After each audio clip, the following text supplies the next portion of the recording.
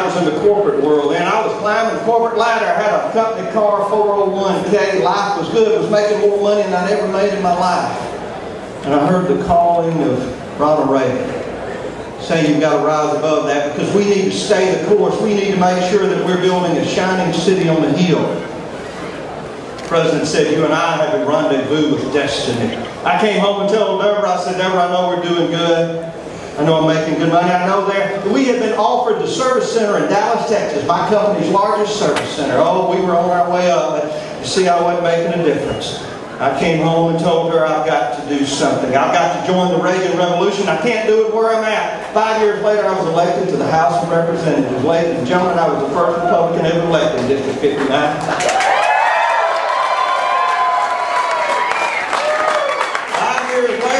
Friend of mine named Kirk Fordyce, I had campaigned for in Rankin County, called me and he said, Phil, I need you to be state auditor.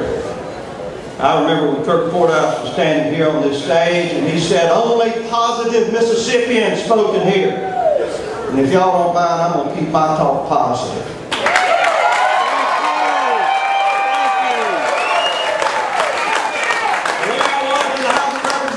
With Kirk Fordyce as our leader, and so we did some great things. We did away with the marriage penalty. You know, in those days they had taxes if you got married.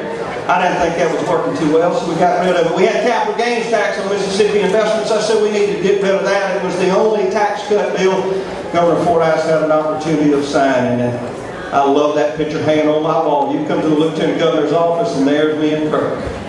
And so we moved on. As he said, I need you to be state auditor. For 11 years I did that job. And let me tell you, that's an apolitical situation where you make sure waste, fraud, and abuse is taken care of. I think we did a pretty good job. We recovered $12 million of your money. Over 200 corrupt state employees, government employees, and state officials. Now, that's a hard job. And I think our current auditor is doing a good one. But I can tell you what, that's not climbing the political ladder, that's fighting for the people. That's what I've done all my life. And in 2007 I looked and I thought, you know, I've seen what happens when a Democratic lieutenant governor is there and a Republican governor is trying to finish his second term, and I sure don't want that to happen to Haley Barbour. So I ran for lieutenant governor. And boy, we got started. Let me tell you, the first day we were there, we opened up the Senate and the House of Representatives. They followed after a while, and we made sure that we had webcasting. We'd put cameras in there so you could see what was going on. Leaders of the House did the same. I tell people it's kind of like C-SPAN, except it's not quite as exciting. And I could see farther. You see, I could see a day when children in the classrooms were sitting there watching the great debates that were going on. I could see a day when tax cuts in the House of Representatives were helping us with 6 different tax cuts for businesses. 6 different times we cut taxes on businesses. We cut taxes on farm equipment, fuel, forestry equipment. If y'all will notice this weekend now, you get a tax cut holiday. And you don't have to go to Robertsondale, Alabama and get throw rolls to do it. You can go anywhere in the state of Mississippi and buy anything up to $100 clothing or shoes without paying sales tax. We'll have holiday-type crowds in our stores. We cut taxes on CO2. People say, what in the world is CO2? Why are we cutting taxes on it? Because that's that chemical they put in the ground to reclaim oil. It's called tertiary oil recovery. That means 3. I had to find that out from an engineering friend of mine. Now we're the largest tertiary oil recovery state east of the Mississippi.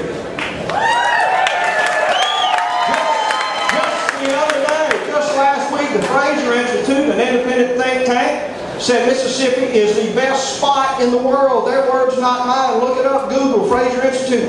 The best spot in the world to invest in oil and gas. We began to work with Haley Barbour. Thanks, Haley. Thanks, Haley. He's going to be here right after me. I know you aren't leaving. The greatest joy of my life is being Lieutenant Governor for Haley Barbour. I tell people it's like being assistant coach to Bear Bryant. You just watch the best in action. And so we got in there and we said we're going to create the very best business environment in America. And we saw the fruits of that.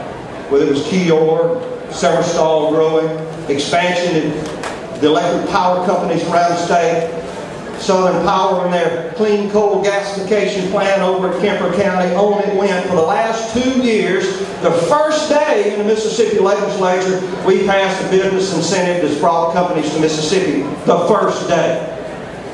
That's the lieutenant governor I have been, and that's the type of governor I'm going to continue to be.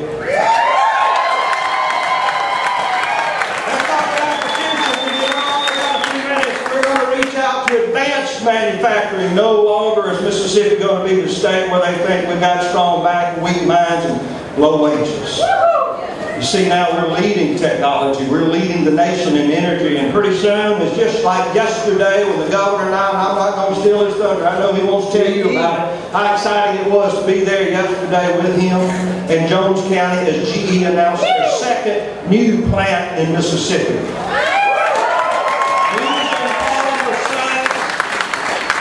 We're going to build jet engines that are moving people around the world. I was in Pioneer in Marion County yesterday. You know, they build parachutes for the United States military. 400 Mississippians work there. The parachute that is laying on the surface of Mars just now was made in Marion County.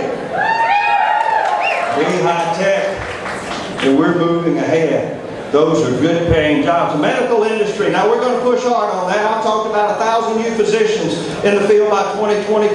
Why? Because each doctor that goes into your community brings $1.5 million with him. Those are nurses, assistants, those are new clinics. Think about that, 1,000 new physicians and what our health care costs will be. Because you see, look around, baby boomers. We're all getting a little older, aren't we? Yeah, we've driven this economy since hula hoops. And now we're going to drive a medical industry because we're going to need them, and Mississippi is going to lead the way with a new medical city. We're going to have a new medical school. We're going to have healthy Mississippians. Now don't get me wrong, I believe your health care starts with you. I'm not responsible for keeping you well. You see, I'm not responsible to make sure that your children are not obese. That's your job. The children in this state don't get pregnant when they're teenagers. See, that's the parents' responsibility. We're going to start calling on them. We need to be the era of individual responsibility again.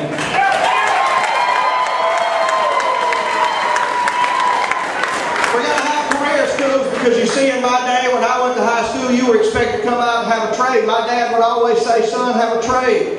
He was a diesel mechanic. People still tell me he was the best in the state of Mississippi. I don't think there's anything wrong with being a plumber, an electrician, a carpenter. We need those. We're going to have high schools that can teach those. They're going to go on with high-tech manufacturing, job-creating, workforce development programs and community college because I can see far ahead. I know where we can be. After Katrina, I saw far ahead. The people of this state, after the tornado in Smithfield, after the floods in the Delta, I saw far ahead of where we could go. Mississippians, we have to see ahead on the horizon. A new day is dawning. We have a firm foundation built by the best governor this state has ever had. We need to frame it up, put a roof on it, build it for all Mississippians. If I have seen farther, it is because I have stood on the shoulders of giants. Ronald Reagan, Kirk Fordyce, Haley Barbour. Mississippians, it is time we all stand together. God bless you.